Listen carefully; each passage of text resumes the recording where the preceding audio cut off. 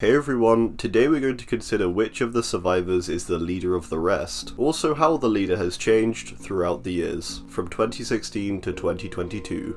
As new people arrive. Let's get into it. So, starting out in 2016, Dwight is set up initially as the leader of the four. This is primarily due to his lore. The final line in particular suggests this. The tables have now turned, and now others need to follow Dwight's firm directions, if they're to survive as he knows how to disappear. There is of course his perk Leader too, showing an image of him commanding with a pointed finger. Then we have Prove Thyself, with Dwight at the front of a group of four, the flavor text having a quote from Dwight, reading, "Show me what you can do." Then we have Bond, which has the quote, "We have to work as a team. I need you to survive, so that I can survive." Early on, it makes sense that Dwight becomes the leader. He appears the oldest of the four, and appears to have the very unique survival and management skill set to coordinate a small group of quite different people, in Meg, Claudette, and Jake, each with their own skills. Upon the arrival of Nia, Laurie, and Ace, I believe Dwight would remain as the leader. Nia is young and impressionable, and not really leader material with her rebel persona. Laurie has just come off the back of surviving Michael Myers, but she's still one of the youngest of the group, and isn't exactly her ultra-prepared 50-year-old self from the remakes. Ace is older than the rest of them by a lot, but he's not a leader either.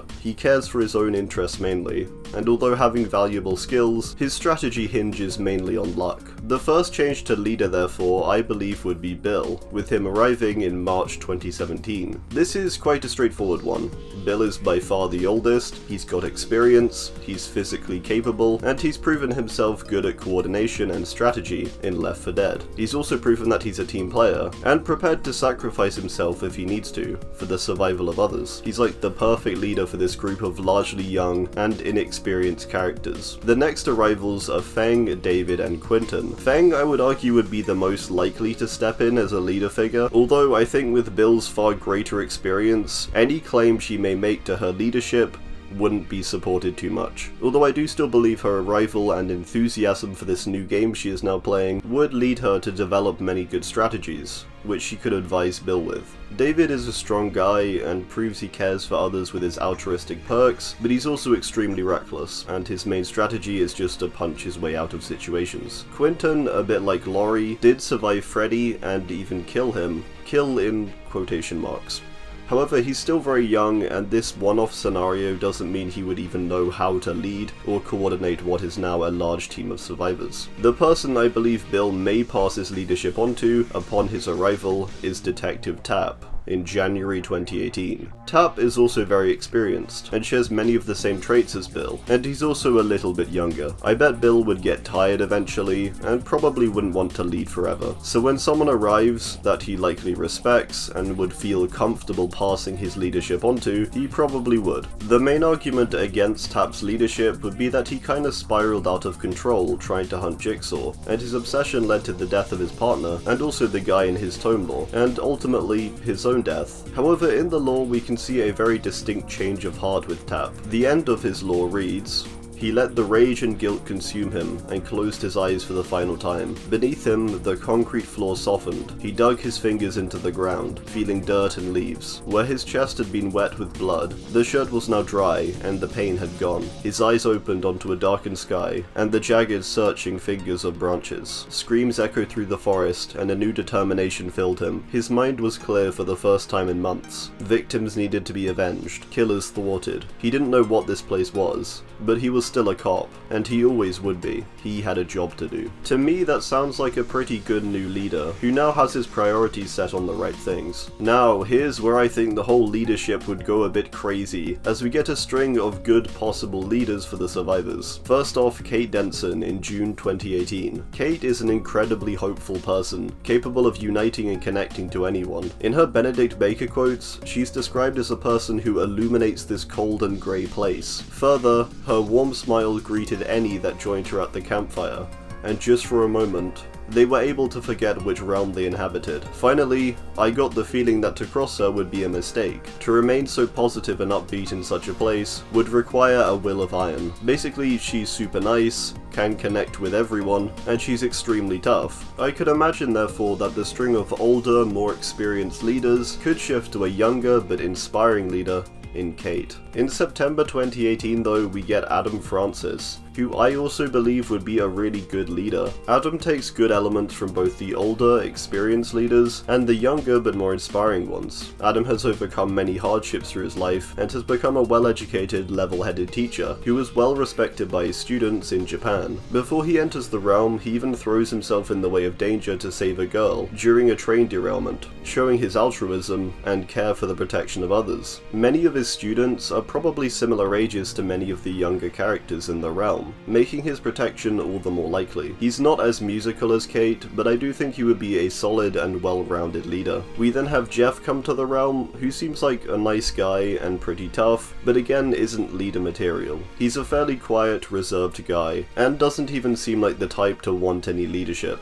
In March of 2019 though, we have Jane Romero come to the realm. Jane is already known by probably every character, due to her fame prior to the realm, meaning everyone is likely going to instinctively flock to her. Through her years as a talk show host, Jane has spoken to probably thousands of different people, from different backgrounds. At first glance, Jane may appear too self-interested to be a good leader, but I think her perks, such as solidarity, suggest otherwise. Solidarity reads, showing up when things get rough, listening to people's problems, and supporting those in need. That's how you become stronger. That's how you grow. Her other perk, Poised, also suggests leadership. Okay, stay calm. Don't overthink it and just keep moving forward. You got this. Finally, Head On shows her general attitude and exemplifies her as quite a strong leader, I feel. Ash's arrival into the realm would be significant, with him being very experienced and capable. However, he's a leader in his world, but in the realm, not really. He gets by on dumb luck most of the time, and his plans consist of him drinking too much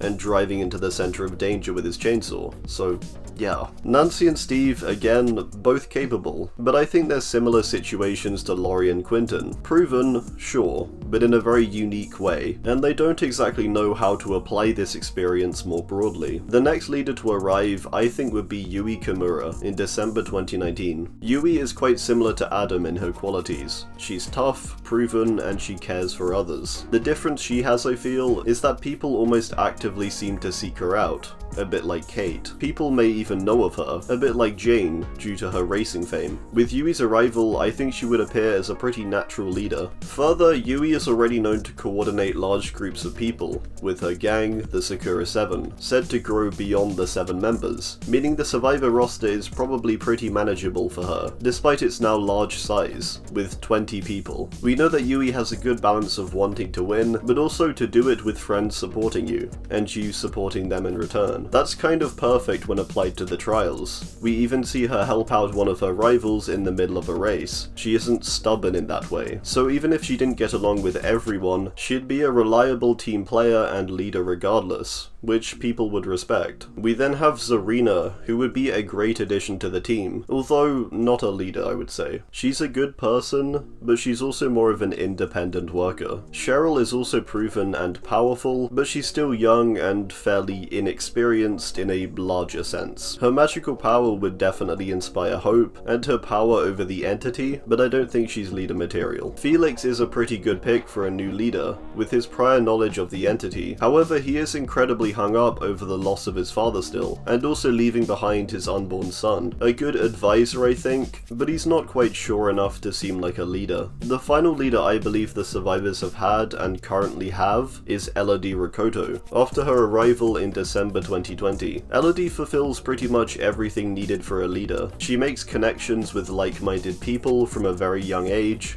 with the pariahs. She sets her mind on a goal, and actually does succeed with it, despite it seeming near impossible to achieve, in finding the entity and the realm. She's tough, and has been all over the world in search for different happenings and artifacts. Finally, she knows about the entity like Felix, and through her far more extensive research and focus on it, has probably quite a bit more knowledge on it than him. This, I think, makes her the near-perfect leader for the survivors. The following characters of Yunjin, Jill, Leon, Michaela, Jone, and Yuichi, although all again pretty capable in their own ways, aren't suited to take over from Élodie as leader, with her skills covering all the necessary areas, and also being one of the 2 people to have significant knowledge of the entity. Alright, well, that's gonna do it. I do hope you enjoyed, and be sure to say who you think the best leader would be for the survivors down below. Thanks, and goodbye.